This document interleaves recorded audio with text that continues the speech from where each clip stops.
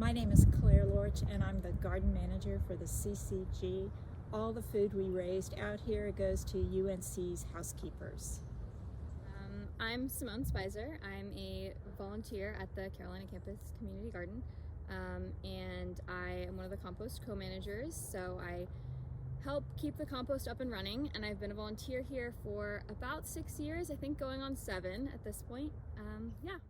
The advantages of using compost in the garden, gosh, there are quite a few. So compost adds fertility to the soil. It helps cut down on diseases and pests. It helps the plants develop a good, strong root system. I think it helps the soil maintain or retain water and cut down on erosion. And it certainly contributes to the microorganisms, the beneficial ones for the soil. So all around, it's great stuff. So we get food scraps donated from community members, and they leave them in one of our 2 donation bins outside of the garden. And then at our work days, we take the donated food scraps and chop them up and add them to some of our active piles, which we maintain and add to regularly until they become big enough that we turn them to curing and let them sit for a while and keep turning them to add oxygen until everything is broken down and we have our black gold that we can use in the garden beds. So before COVID, we just had these bins that you could come and drop off your compost anytime, but since COVID, we now have these hand-free compost systems. So you come and just use your foot to open the bin and drop your food scraps off, but we really ask that people not leave their plastic bags when they drop off their food scraps. So just dump out the food and take the plastic bag or whatever you have your food scraps in with you.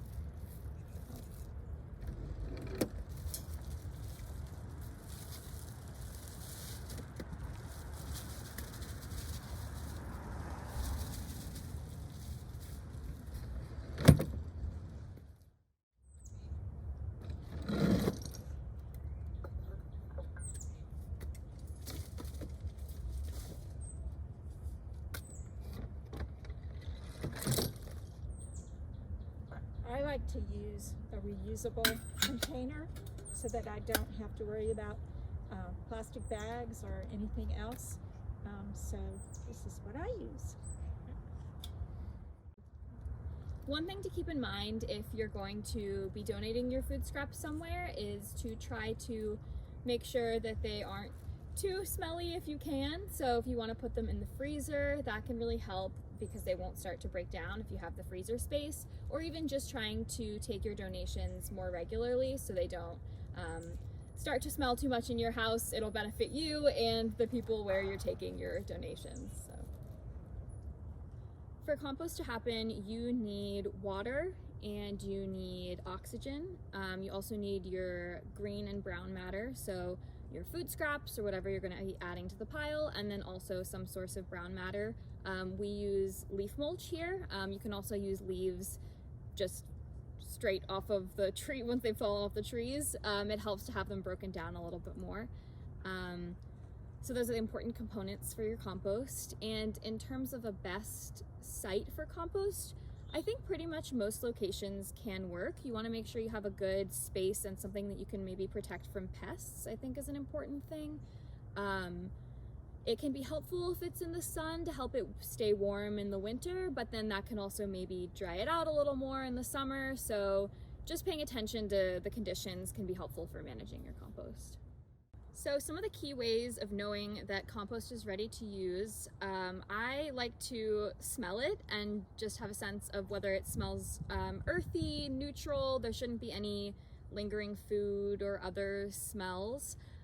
Also, it should look very brown and crumbly, so no big clumps, no huge chunks, generally no food scraps left. Sometimes there might be things that take a long time to break down, like avocado pits or eggshells, but those kinds of things you can either pull out or sift out, but you generally don't want any big chunks.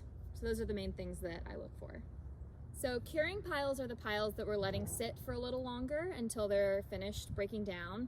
And the black gold is the compost that is ready to use. So curing piles will be ones that still have some chunks of food scraps that need to break down, or they're still a little warm as the decomposition is happening, or they just haven't quite gotten to the neutral smelling compost that you like to use on your garden beds. Usually we'll have a pile that's active for about 1 or 2 weeks, depending on how quickly we're adding food scraps to it. And then it will sit in the curing phase and get turned for anywhere between 4 to 6 weeks up to maybe 6 months in the winter when it's not as warm outside. And then it'll get switched to black gold and get used as fast as the garden needs it. Yeah, I think it can be helpful to have even just 2 bins if you want to have one that's active at a time and then the other one that's sitting and breaking down. But if you only have space for 1 bin, then you can have just be taking out black gold from the bottom, because sometimes the things at the bottom will finish earlier. So that's one way I would suggest managing space. I think some of the main things to avoid putting in your compost are things that are going to attract pests. So anything in lots of oil, meats, things like that you want to stay away from. Also, putting in any weeds or diseased plants is something to avoid too, because sometimes if the compost doesn't get hot enough to kill them off, you can end up spreading weeds or diseases throughout your garden. So here at the CCG, we put in our compost food scraps, which includes fruits, veggies, grains. We take coffee filters, tea bags. Sometimes we get a little bit of dryer lint, that'll go in there too, eggshells, but we don't take any meat or dairy products or anything like that. And yeah. There are a few things that you want to watch out and not use too much of in your compost. So citrus is one of those things. If you use too much citrus, you might affect the pH of your soil. It's something we haven't worried about too much here because we don't get an overwhelming amount of citrus to make it a problem, but it is something to watch out for, just to make sure you're not, just using a whole bunch of lemons. Make sure it's balanced with other things. And coffee grounds, I think we have never had a problem. We take tons of coffee grounds as well. So this pile is one that was just recently turned to curing. So we were adding to this just a couple weeks ago. So you can see the food is not fully broken down. And with something like this, I would definitely recommend letting it sit for a few more weeks before you use it. But that being said, if it doesn't get to the same total level of being broken down that some of our other piles look like, it's still probably okay to use as long as it's been sitting for a long enough period of time and you're pretty sure there's no big clumps of food still around. And one other thing I'll mention to avoid are the stickers on fruits and vegetables. We really try to ask the people who are giving us donations to take those off, but you can see that doesn't always happen, and it's really hard to pick them off once they're in our donation pile. So that's something to definitely try to avoid to save yourself work later. So we like to sift our compost whenever we can, which helps to take out any of the big chunks that are remaining. Sometimes those are just really big chunks of food that might not have broken down, or avocado pits that will take a long time to break down. So sifting helps remove some of those chunks, which we sometimes throw back into other piles or just toss off to the side.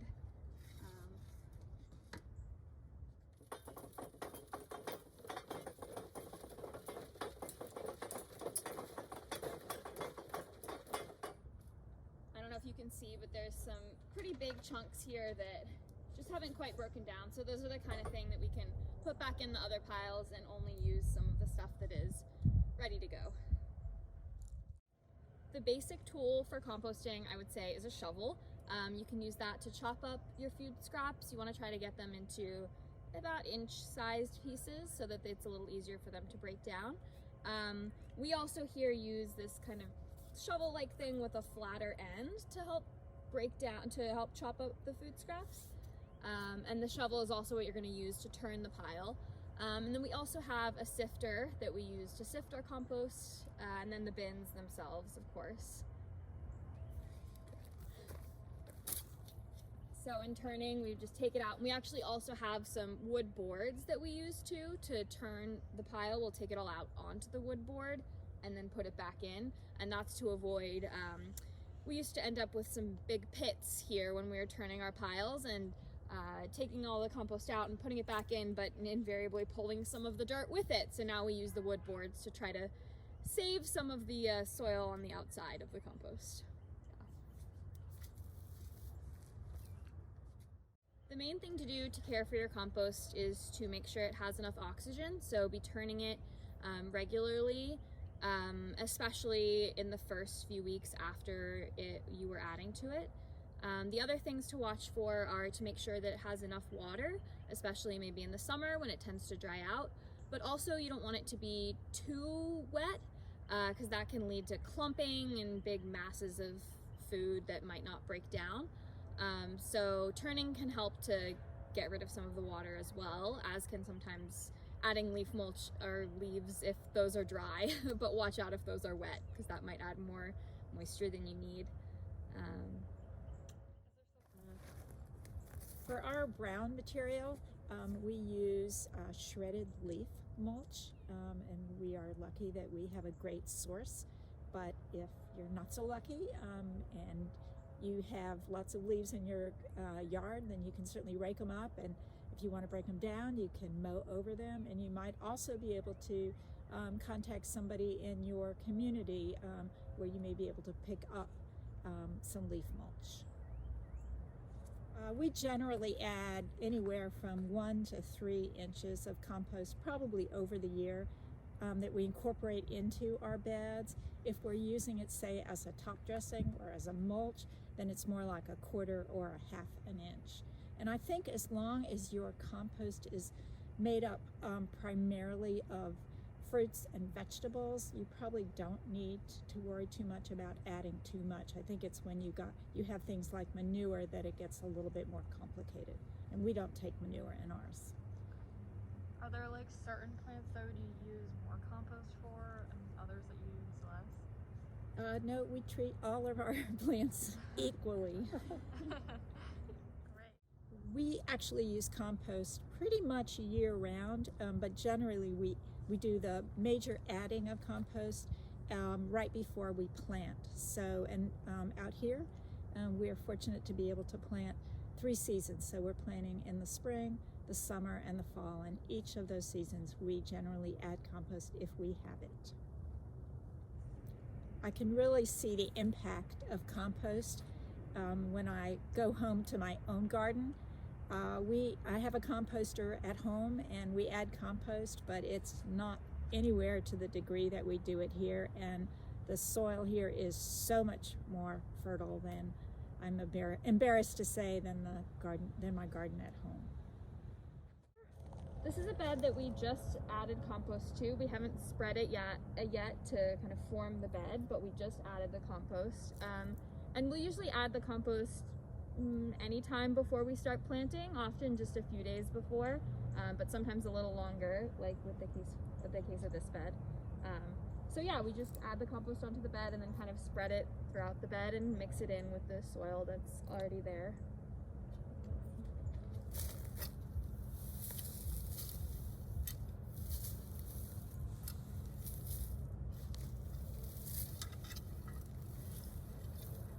It's not gonna look great, I don't think, by the time I'm done with it. But.